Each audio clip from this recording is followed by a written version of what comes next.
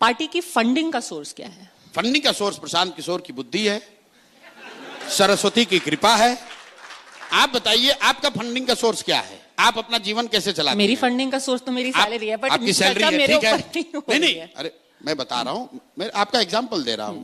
कोई पत्रकार है, वकील है, डॉक्टर है, उसको पैसा कहां से आता है?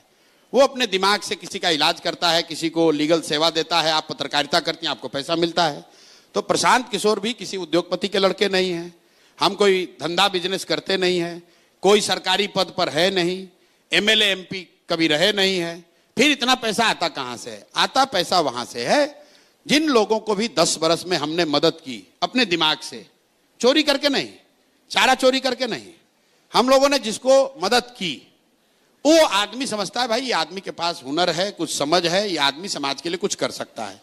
10 बरस में उनसे मदद नहीं, उनसे पैसा नहीं लिया, लेकिन अब कह रहे हैं कि भाई देखो तुमको हमने इतनी मदद की है, अब हम एक प्रयास कर रहे हैं बिहार में, हमको थोड़ा मदद करो। तो इस देश में 12 ऐसे लोग हैं, ध्यान रखिए, 12 ऐसी पार्टियां हैं, 12 ऐसे सरकारें बनी जिनको बनने में हमने कंधा लगाया है। तो आप उनके जो समर्थक हैं या वो लोग हैं, वो थोड़ा थोड़ा भी योगदान दे रहे हैं तो पैसा आ रहा है। अब एक मिनट रुकिए, चूंकि आप मोदी जी के समर्थक भी, क्योंकि 2014 बिल्कुल मोदी जी को पैसा देने वाले लोग भी दे रहे होंगे पैसा हमको आज, और ममता जी को समर्थन करने वाले लोग भी बिल्कुल देंगे, क्योंकि उनको न मोदी से मतलब है न ममता से मतलब है। उनको मतलब प्रशांत किशोर से है। उनको मतलब यह है कि नहीं, इस लड़के ने मदद की है, इस लड़के में समझ है, ये आदमी ईमानदारी से कोशिश कर रहा है, चलिए कुछ योगदान इसको कर देते हैं।